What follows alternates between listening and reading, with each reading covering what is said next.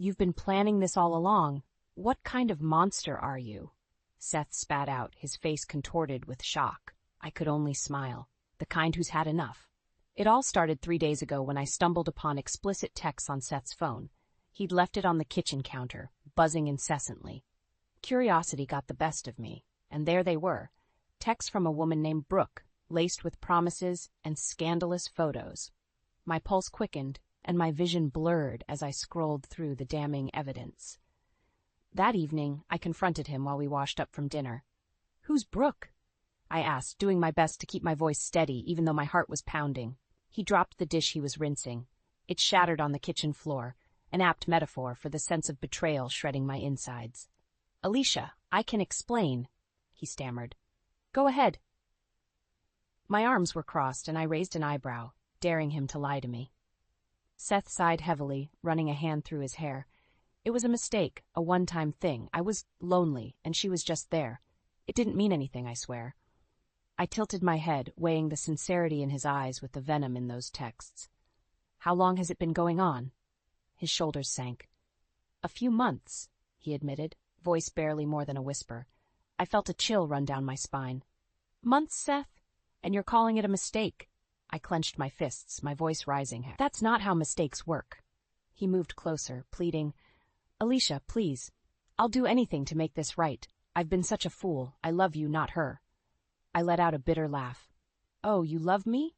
I began pacing the kitchen, my thoughts racing. "Here's what's going to happen. You'll cut off all contact with her. You'll account for all your time when you're away from me. You screw this up, and it's over, Seth. Do you understand?" He nodded frantically. "I'll do it. Whatever it takes, I'll do it. I just want us to be okay."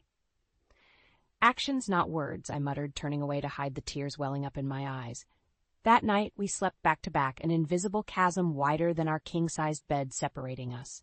The sense of betrayal gnawed at me relentlessly, but I vowed silently not to be a passive victim. If Seth could play dirty, so could I. The next morning, the house was eerily silent. Seth left for work, his movements careful, his posture pained. I stared at his retreating figure, feelings of disbelief mingling with a cold, budding resolve. As a paralegal, I knew a thing or two about gathering evidence. There would be no more sweeping things under the rug. This time, retribution would follow. Standing in the doorway, I watched him drive away, my mind racing with thoughts of how to outmaneuver this betrayal. This was war now. Turning back inside, I pulled out my phone and typed a number. "Louise? I need to talk. It's about Seth. No, not just talk. Plan." And thus began my careful descent into Seth's web of deceit, determined to tear it down strand by sordid strand. The next few weeks passed in a blur of routine and scrutiny. I watched Seth like a hawk, making sure he adhered to the strict conditions I'd set. He'd text me whenever he left work, checked in throughout the day, and made a point of coming home on time. His efforts seemed sincere, but the wound was still fresh, the trust broken. One evening, as we were sitting on the couch watching TV, his phone buzzed. He glanced at it, eyes darting up to see if I'd noticed. I pretended to be engrossed in the show, but saw the flash of guilt on his face. "Who's that?" I asked casually. He hesitated before answering. "Just a work thing. Nothing important." "Mind if I see?" I reached out my hand. "Really, Alicia? You don't trust me?" His voice was strained, defensive. "I think I have every right not to," I said, my voice icy. "Hand it over." Reluctantly, he did. It was a group message from his sales team, innocuous enough, but his hesitation had planted a seed of doubt in my mind. Late-night work calls became a frequent occurrence again. He'd step outside to take them, trying to be discreet. The conversations were muffled, but I could sense the familiarity, the ease in his voice that clearly wasn't talking business. It was always the same excuse, just wrapping up a project. I played along, nodding, pretending to trust. One night, I followed him outside. "Who are you talking to, Seth?" He nearly jumped out of his skin. "Alicia! I'm just talking to Kevin, my manager. What's your problem?" I crossed my arms and leaned against the doorframe. "My problem is that this all feels very familiar, like history repeating itself." He sighed, rubbing his temples. "I told you I'm not talking to Brooke anymore. I'm trying to fix this, Alicia. Are you?" I raised an eyebrow, because it sure doesn't feel that way. Days turned into weeks, and the signs kept resurfacing in subtle ways. His phone's screen turned away from me, the extra minutes in the bathroom, the constant urgency in his voice during these work calls. One day, when he left his phone on the counter again, I took it. There were no traces of anything suspicious. He'd gotten smarter, more careful. But my gut told me differently. I needed concrete proof. That's when I decided to start quietly investigating. I noted down the numbers he called frequently, the times he was supposedly working late. I charted it all out. My mind focused on one goal: uncovering the truth. Louise was my sounding board, providing a mix of moral support and strategic advice. "Have you thought about hiring someone? A private investigator, maybe?" she suggested one evening over coffee. I nodded. "That's my next move. But first, I want to catch him slips up. He's bound to make a mistake." Just as I finished saying that, Seth walked in. He looked between us, suspicion etched on his face. "What's going on?" "Just catching up," I said, smiling sweetly. "Is that a problem?" He shook his head. "No, just felt like you were talking about me." I stood up, staring him down. "Paranoid much?" He didn't respond, just walked away, the tension palpable. His steps were careful, cautious. This had only just begun. The game of trust and deceit was still in play, and I intended to win. One Friday evening, I decided to leave work a bit early. I had a hunch, a bad feeling that had been simmering for days. Instead of taking my usual route, I drove by a small coffee shop several blocks from Seth's office. That's when I saw them, Seth and Brooke, sitting in a corner booth, their heads close together, sharing laughter and too many smiles. My heart raced and my hands tightened around the steering wheel. I parked across the street and pulled out my phone, discreetly snapping a few pictures. There was no mistaking the affection in their eyes. Seth had broken every promise. Back home, I paced the living room, my mind racing. There was no denying it now. I needed more than just photos. I needed concrete evidence for the upcoming storm. The next morning, I dialed the number Louise had given me. "Detective Rivera?" I asked when he answered. "Yes. And you are?" "Alicia. A friend referred me. I need help." He met me at a small diner later that evening. Detective Rivera was a seasoned investigator, his eyes sharp and observant. "What do you need me to do?" he asked, sipping his coffee. "My husband's having an affair. Again, I need evidence, something I can use." He nodded, pulling out a notepad. "I need details. His schedule, places he frequents, the other woman's info, if you have it." I handed him a small folder. "It's all in there. Her name is Brooke." "I'll get started immediately," he said, standing up. "You'll hear from me soon." Over the next few days, Seth maintained his facade, acting like a devoted husband. But at night, when he was asleep, I would check the updates from Rivera, photos, timestamps, receipts, all piling up to form an undeniable narrative of deceit. One evening, I showed the updates to Louise. "He's a scumbag," she spat. "You should call him out right now."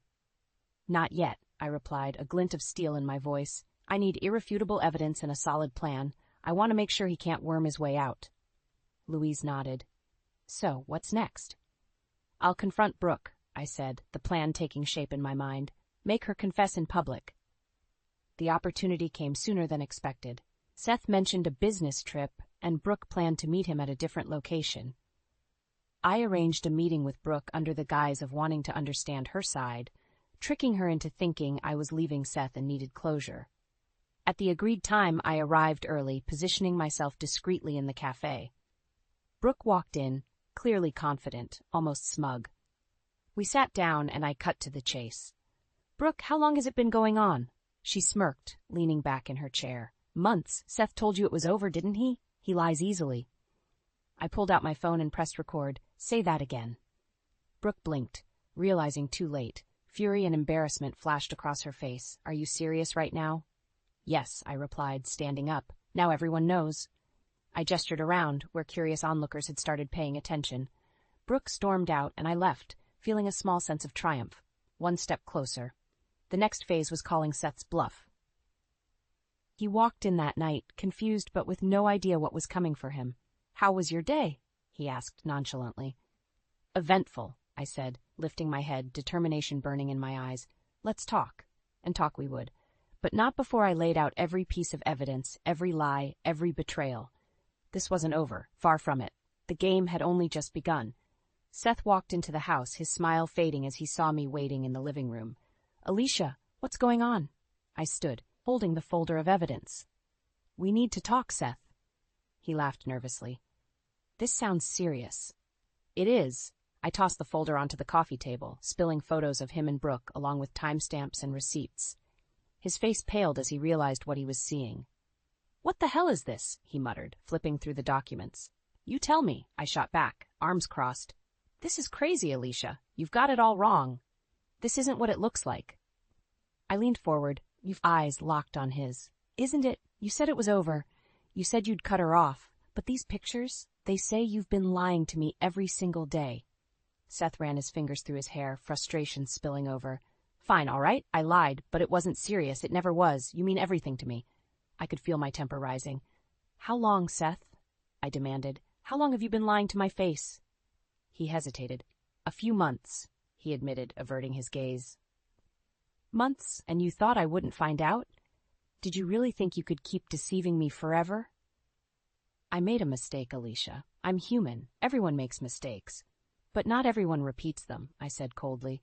This isn't a mistake, Seth. This is betrayal. His anger flared.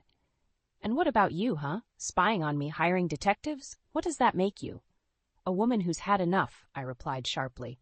A woman who is done being played for a fool. You don't mean that, he said, stepping closer. We can work through this. I'll change, I swear. It's too late for that, I said, walking away. I pulled out my phone. I've been recording our conversations for weeks, every lie, every fake apology. And now, I want you to go upstairs, get your things, and leave this house. Seth's eyes widened. You can't be serious. One more thing, I continued, not missing a beat.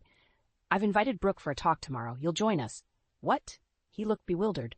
You're insane. I smirked. Maybe. But you'll be there, or I'll expose you before you even get a chance to defend yourself. The next day, I arranged to meet Brooke at a cafe. Just as planned, Seth walked in behind her. They both looked stunned to see each other. What is this? Brooke asked, her eyes darting between us. I casually pulled out my phone again. Just a friendly chat. Seth, why don't you start? Seth's face tightened. Alicia, please? Now, I growled. He took a deep breath. Brooke, it's over. Alicia knows everything. Brooke scoffed. You think this is over? We had something real, Seth. Real? I interjected. Real enough to lie to both of us? Seth sank into a chair, defeated. Brooke's eyes burned with anger. You tricked me, she hissed. Consider it a taste of your own medicine, I said, standing up. You deserve each other. Across the cafe, curious eyes watched as I walked out, my head held high. It was a small victory, but the war was far from over. With Seth humiliated and Brooke exposed, one phase of my plan was complete. Now it was time to take the next steps. This was only the beginning of Seth's downfall, and I was determined to see it through to the end. Seth came home that night with a dark, thunderous look. What the hell was that? He growled, slamming the door behind him. I stood my ground. That was a public service announcement. Now everyone knows the truth. His face twisted in anger. You've humiliated me, Alicia, in front of everyone. My colleagues, my friends. Did you expect any less after what you did? I shot back, arms crossed. You're insane, he snapped. You've lost it. Maybe I have, I said, voice steady. Maybe you drove me to it. Seth closed the distance between us, his eyes burning with rage. You're going to pay for this. You think you can just ruin my life? Your life? I scoffed. What about mine? You've lied, cheated, and turned it upside down. You deserve every bit of this. This isn't over, he threatened, but I didn't flinch. You think you can just walk away from this mess you created? I'm not walking away, Seth. I'm walking out. I've got the evidence, and I'm filing for divorce. His eyes widened in shock. You can't be serious. Oh, I am, I said, pulling out the papers I had prepared. Tomorrow, these go to Janet. She's already expecting them. Seth's fury escalated. You're just going to give up on us? Throw everything away? You already did that, I retorted. I'm just making it official. He stormed out of the room, slamming the door so hard the whole house seemed to shake. The next morning, he was gone before I woke up. I made sure to record any interactions, his threats, his angry outbursts, all part of the plan. I went to see Janet, my lawyer and mentor. I've got everything we need, I said, handing her the folder. She flipped through the documents, nodding with approval. This is solid. He won't be able to refute this. Good, I said. He deserves everything that's coming. Janet looked at me with a mixture of concern and admiration.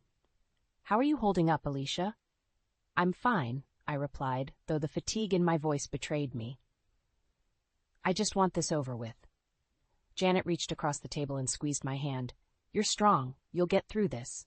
The following days were a whirlwind of legal proceedings. Seth's attempts to reconcile grew more desperate, more insistent. One night he showed up unannounced, his eyes wild and pleading. Please, Alicia, he begged, don't do this. We can fix this. There's nothing left to fix, I said firmly, not letting him see the slight tremor in my hand. This is the end. That's when his demeanor changed. He snapped, spilling out anger and venom. You'll regret this. You're going to end up alone. I'll take that risk, I said, stepping back. Now get out. That night I packed my things, moving out while he was still fuming in the driveway. As I drove away, I felt a mixture of fear and liberation. This was a new beginning, but I knew the battle wasn't over. My revenge was far from complete. Seth would feel the weight of his actions, and I would ensure justice was served. As I watched our house disappear in the rearview mirror, I couldn't help but feel a fierce resolve hardening in my chest. This was just the beginning of the end for Seth. I stepped into Janet's office, the scent of coffee and paper mingling in the air. She greeted me with a firm handshake. Ready to get started? More than ready, I nodded. Janet took a seat at her desk, arranging the documents in front of her. We're going to throw everything we've got at him, infidelity, threats. It's all here. Make sure he doesn't see it coming, I said, a determined edge in my voice. She smiled. He won't. Trust me. I've handled worse. The legal battle began swiftly. Seth was blindsided by the alimony and compensation case. I watched as the shock registered on his face when he was served the papers at work, standing beside Janet as she laid out our case with surgical precision. You're really doing this, Seth spat, a mixture of disbelief and rage in his eyes. Yes, I am, I said calmly. You brought this on yourself. Janet didn't miss a beat. Mr. Williams, your repeated infidelity and abusive behavior are all well documented. This case is airtight. Seth's lawyer, a middle-aged man with a perpetual frown, tried to interject. We'll contest these allegations. Janet leaned forward, sat her gaze unwavering. Feel free to try, but Alicia's evidence is overwhelming. You won't win this. Over the next few days, Seth's attempts to reconcile became almost pathetic. He called constantly, leaving voicemails filled with pleas and apologies. I didn't respond. Janet advised me to let the legal process play out without engaging him. He's desperate, she noted, reviewing the latest documents. Don't give him the satisfaction of breaking you down. I won't, I assured her. He's lost all his power over me. We went through Seth's finances meticulously, ensuring we traced every asset. The more we uncovered, the more it painted a picture of deceit and manipulation. Seth had underestimated my resolve and capability. The day we stepped into the courtroom, Seth looked worn out, shadows under his eyes betraying his sleepless nights.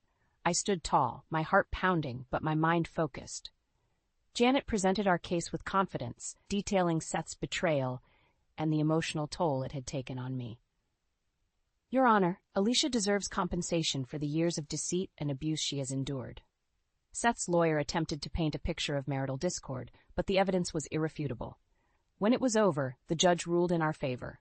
Seth was ordered to pay substantial alimony and part of our shared assets. Outside the courtroom, Seth approached me. Alicia, please. I shook my head. It's too late, Seth. This is justice, not revenge. You'll have to live with the consequences of your actions. His face crumbled. I never meant for it to end like this. You should have thought about that before, I replied, walking away. As I left the courthouse with Janet, I felt a sense of closure. This chapter of my life was ending, but I knew my journey wasn't over. There were still steps to take, and more to ensure Seth understood fully the cost of his betrayal. This was about more than just legal victory. It was about reclaiming my life. And I intended to do just that. Seth's downfall began to spiral faster than I anticipated. One morning, I received a tip that his company was planning a critical meeting. I seized the opportunity to act, delivering the evidence of his affair to his employer. Ethics and company policies were clearly outlined in their handbook, and Seth had breached them fundamentally. A couple days later, Seth's boss, Tom, called him into the office. I can only imagine the tension simmering in that room. I had made sure I had a witness, Louise, casually positioned in the lobby, ready to update me. Seth came out, his face ashen, lips pursed. He brushed past Louise without a word. Moments later, she texted, "He's been let go." It worked. The gravity of what I had done hit me, but there was no turning back now. My actions carried consequences, but they were deserved. The truth's weight was mine to leverage. The phone rang that evening. Seth's voice was raw, demanding. "Alicia, you did this. They fired me because of you." I remained calm. "No, Seth, they fired you because of what you did. Affairs don't look good on a resume, do they?" "I'll find another job," he threatened, but there was a hollow quality to his words. "Good luck explaining why you lost this one," I replied, ending the call. Next, I reached out to contacts within our financial circles, subtly ensuring Seth's reputation was tarnished. He had underestimated my connections and resolve. The professional world is smaller than one thinks, and rumors spread like wildfire. Within weeks, Seth was struggling. He couldn't secure a job that matched his previous status. Each attempt met with cold rejections or awkward deflections. The money started running out, and the reality of his situation began to sink in. One afternoon, I decided it was time to deal with Brooke. I crafted an anonymous email to her gym, attaching the evidence of her affair with Seth. Within days, she was let go due to misconduct. Louise reported back gleefully, "Her reputation's in shreds. People are talking." Brooke called me, her voice frantic. "Alicia, why are you doing this? You've ruined my life." "You ruined mine first," I said coldly, hanging up the phone. She had meddled in my life, and now she faced the consequences. Weeks turned into a couple of months, and the power balance shifted entirely. Seth was financially ruined, his personal and professional life in tatters. He tried to reach out one last time, a broken man. We met in a small park, the fall leaves crunching underfoot. Seth looked disheveled, desperation seeping from his every pore. "What do you want, Seth?" I said, arms crossed. "Please, Alicia, I know I messed up, but I've lost everything. Help me get back on my feet. We can start over," he pleaded. I shook my head. "This isn't my problem. You did this to yourself." "You're heartless," he spat, the last bit of venom he could muster. "Call it whatever you want. I call it justice." I turned and walked away, feeling the weight lift from my shoulders. This was a new beginning for me, and there was no room for anything or anyone that pulled me back. Moving to Oregon was the fresh start I desperately needed. Nestled in a small, supportive community, I rediscovered the pieces of myself that had been choked by betrayal and deceit. The air felt different, cleaner, without the weight of Seth's lies lingering around me. I spent my mornings jogging through tree-lined paths, feeling the tension drain with each step. I took up pottery, molding clay into shapes and forms that symbolized a new beginning, a message to myself that I could reshape my life. One sunny afternoon, I was in a local cafe, sipping on a latte and reading a novel. The bell above the door chimed, and Louise walked in, her face lighting up when she saw me. She had flown in to check on me as good friends do. "Alicia, you look incredible," she said, embracing me tightly. "I feel incredible," I replied with a grin. We sat and chatted about everything and nothing. For the first time in months, my laughter wasn't tinged with bitterness. It was pure, a sound I thought I'd lost forever. "You deserve this," Louise said, sipping her coffee. "Your strength through all this has been inspiring." "Thanks, Louise. I just had to find myself again." Later that evening, I joined a yoga class. The instructor, a gentle soul named Clara, led us through poses, each movement designed to center and calm. After the session, I felt a tranquility I hadn't known in years. Clara approached me. "You have a strong presence," she remarked. "Have you practiced yoga long?" "Not really," I laughed. "I'm just trying to find balance in my life again." She nodded, a knowing smile on her face. "You're doing wonderfully." The things I once enjoyed, baking, reading, gardening, filled my days now. I reveled in the simplicity, the normalcy. My little house quickly became a home, adorned with flowers and filled with the scent of fresh bread. One afternoon, while I was arranging a new flower bed, a neighbor, Mary, stopped by. She had a serene demeanor and an infectious smile. "Welcome to the neighborhood," she said, handing me a basket of freshly picked apples. "If you ever need anything, just holler." "Thank you, Mary. I appreciate that," I replied warmly. The sense of community here was palpable, and it made the transition easier. Weeks turned into months, and the shadows of the past receded. I reflected on my journey, the betrayal, the heartbreak, and ultimately, the justice I'd served. Each step had been painful but necessary. I was stronger now, more resilient. One evening, I attended a local fair with some newfound friends. Amidst the music, laughter, and bright lights, I felt a profound sense of peace. The past no longer held power over me. I had walked through fire and emerged, not unscathed, but wiser and more determined. As I looked around, I realized that I wasn't alone in this realization. We all had our battles, our scars. But here, in this moment, we were simply living, breathing, and enjoying life. I took a deep breath and smiled. This, truly, was a new beginning. Stepping into the future with hope, I knew that whatever came next, I could face it with the strength and courage I had found within myself.